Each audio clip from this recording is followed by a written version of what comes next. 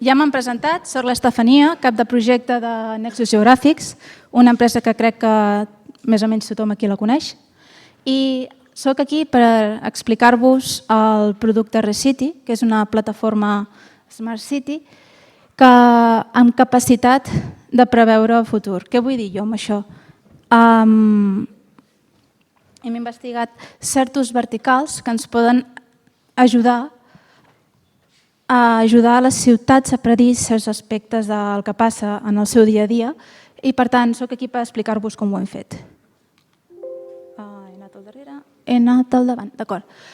ReCity és una plataforma que l'objectiu de la qual és donar respostes als tècnics i als ciutadans a les preguntes que tinguin. Com ho fa? Llavors, integra totes les dades que pot de diverses fonts de dades, molt diverses, i monitoritza i analitza dita informació per aportar informació clau als ajuntaments. És una plataforma que ens hem basat en altres grans ciutats, com per exemple de València o Barcelona també, i tenim implantada a unes 8 ciutats. Llavors, la feina que hem fet és aportar sentit comú a tot el gruix d'informació que té l'Ajuntament. Això és una cosa molt normal en el món dels ajuntaments. És 3 grans blocs d'informació, que podria ser informació municipal, com ara padró d'habitants, llicències urbanístiques. Després tenim un altre bloc d'informació que són sensors. Cada vegada és més normal que els ajuntaments tinguin sensors al carrer. Si ens fixem en Barcelona, segur que tenen més de milers de sensors. El mateix passa a València, a Viladecans, a tot arreu. Llavors, hi ha aquests 2 blocs d'informació normalment separats que no estan integrats entre si.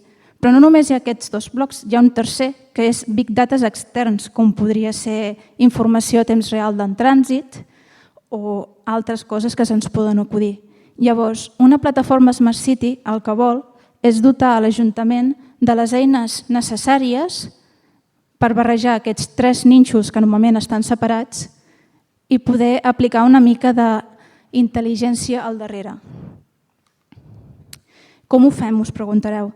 Una de les moltes peces que tenim i que no us puc explicar totes perquè si no, no acabaria amb els 10 minuts que m'han donat, és l'eHub. L'eHub és un projecte open source que vam desenvolupar juntament amb l'Ajuntament de Sant Feliu de Llobregat, el qual és un orquestrador d'agents. Què són els agents? Són diferents peces que es connecten a aquests diferents orígens d'informació que hem vist i llavors xuclen la informació i la estabilitzen en un data lake d'informació. Tot això passa a través d'un bus de dades que el fem servir a Apache Kafka i llavors acabem juntant sensors en temps real que poden previndre tant de fireware com de Centilo. També integrem capes, GIS de tota la vida, padró d'habitants, tot el que us podeu imaginar, el que treballeu normalment ho acabem integrant també. Després, business intelligence, com ara dades de proveïdors de tercers que normalment l'Ajuntament no hi té accés, tot i que té contractat aquests serveis, com per exemple podria ser la recollida de residus. Cada Ajuntament té la seva empresa on li assigna la recollida de residus i cadascuna funciona d'una forma diferent. I l'Ajuntament no té l'esforç ni la capacitat d'integrar-se en cadascuna de les empreses que poden oferir aquest servei. Llavors, l'eHub fa una mica aquesta feina. Llavors, tot això forma part de la norma UNE, i aquest xurro tan llarg de números que no penso llegir en veu alta. Llavors, això és una norma que va sortir el 2017 i que marca com ha de ser una plataforma Smart City. I bàsicament és seguir això a rajatabla. També dir-vos que la plataforma està certificada en l'ENS, l'Esquema Nacional de Seguretat nivell mig. Llavors, ha de seguir tots uns criteris bastant rigorosos de seguretat per poder oferir tot això. Llavors, en aquestes 8 ciutats on ens hem integrat, camí de 10, hem pogut integrar molts casos d'ús o verticals diferents. Entre ells, ja us he dit, el de residus, eficiència energètica, telegestió, qualitat d'aire, contaminació acústica, entre altres. Jo ara m'agradaria que paréssim atenció principalment a la contaminació acústica i és en el que he basat el cas pràctic del que us ensenyaré ara.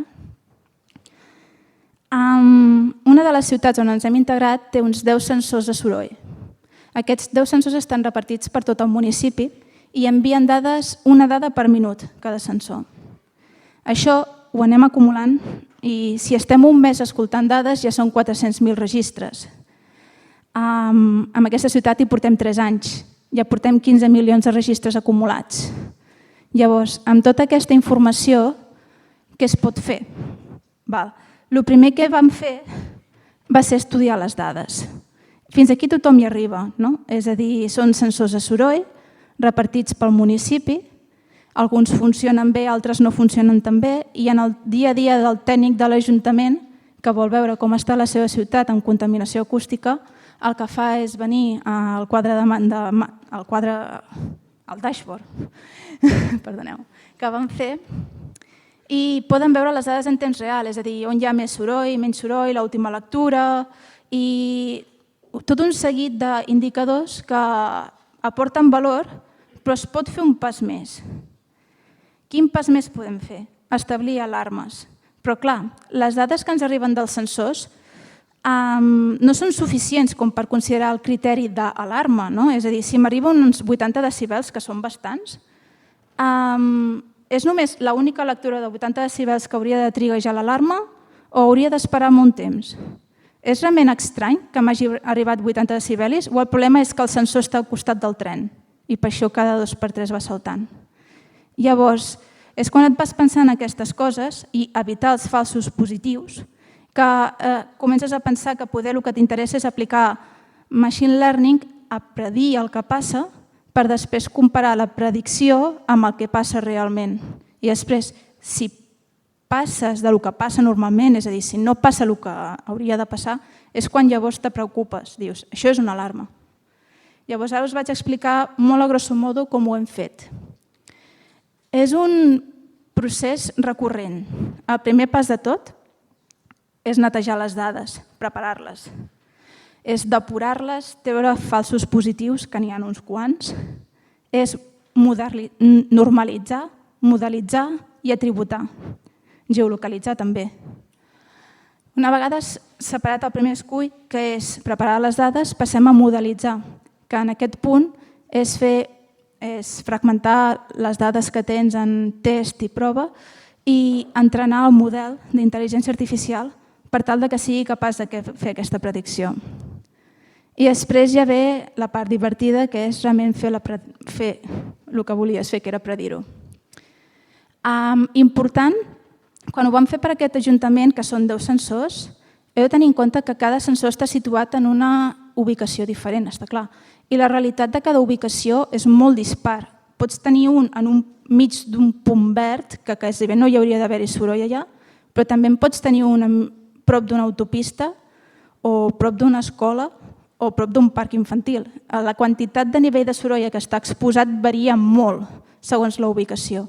Per tant, l'entrenament s'ha de fer per cada sensor per poder després aportar el màxim valor possible a les dades que predeixes. Llavors, això era l'incís que volia fer aquí.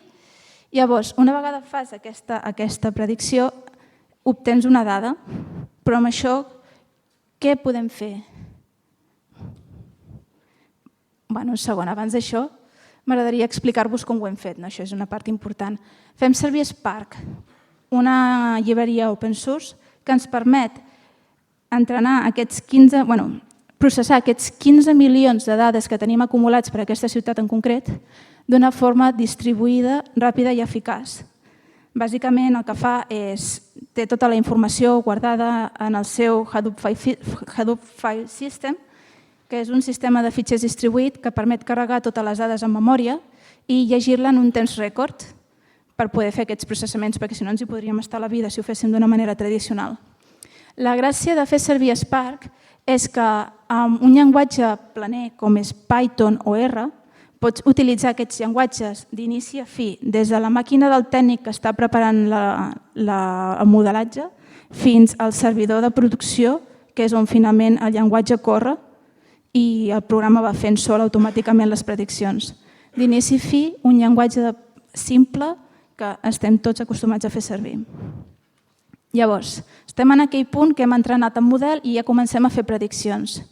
Hem passat de les dades de dalt, que no ens aporten gaire valor, a les dades de baix més modelades, netes i sobretot en previsió. És a dir, la línia contínua que veiem és d'un sensor en concret, la predicció que ens va fer, versus la que va registrant en temps real, que és la verda. Llavors ara aquí ja veiem que es mou més o menys dintre del mateix i hi ha vegades que salta una mica més i allò es podria arribar a considerar una alarma, que d'altra forma poder haguessin considerat altres pics una alarma quan no ho és. Llavors, amb això, el que vam poder fer és un sistema d'alertes que evita falsos positius, per tal de simplificar la vida al tècnic de l'Ajuntament i no inundar-li la safata de correu quan hi ha una incidència, bàsicament. Però això és una de les moltes aplicacions que poden haver-hi. Dit això, també vam fer un altre quadre de comandament una mica més d'alertes avançades, on podem analitzar més, fer mapes de calor i va quedar, poder quedar malament que ho digui, però va ajudar molt els tècnics a poder entendre millor què passa en la realitat del seu municipi. Llavors, això és una mica tot el que volia explicar. No sé si he anat massa ràpida o vaig bé. Mira, molt bé, doncs ja està.